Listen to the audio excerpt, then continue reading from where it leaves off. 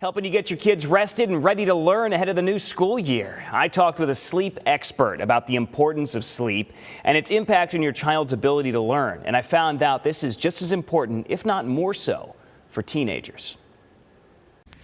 Teach you some better bed making. Summer vacations winding down for single mom Erin McKinnon and her 8-year-old son Andrew. And she, like so many parents would, by the way, admits that her kid's sleep schedule is a little out of whack. It just depends on the camps that he's in and what times he has to go and what we're doing. But yeah, we are not on schedule at all for school. One night you do not sleep.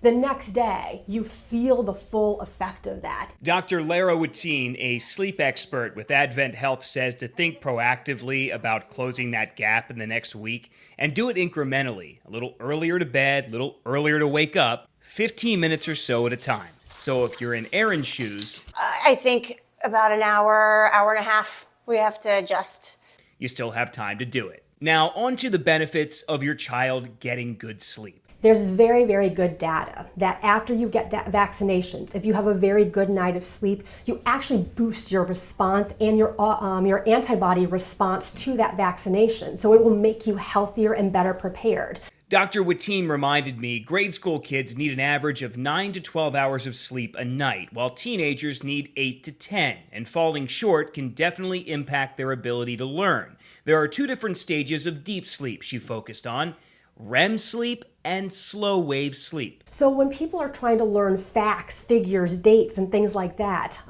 just a lot of data-driven information, slow wave sleep is absolutely critical for us to encode that into memory. Whereas for fine motor skills, gross motor skills, yes, it actually is REM. I mean, it all sounds wonderful, and that is the goal, but sometimes I feel like we're just in survival mode, and you just make the day-to-day work. Amen, Erin. But it is something to be cognizant of. Sleep deprivation is very real, and kids show it differently than adults. We actually look sleepy when we're tired. Dr. Watine tells me kids do the opposite. They self-stimulate and get more hyper. It might not just be behavioral, it might just be that they need more sleep or that something is interrupting their sleep. And studies show that REM sleep's more common in the second half of the night, so when sleep's disrupted, it's the second half affected most, which means motor skills would be impacted more often. Going to bed later, that affects short-wave sleep and a person's ability to retain information.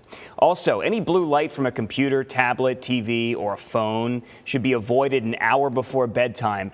Dr. Watine told me the light sends a message to your brain that it's not time for sleep yet, and it will keep you awake.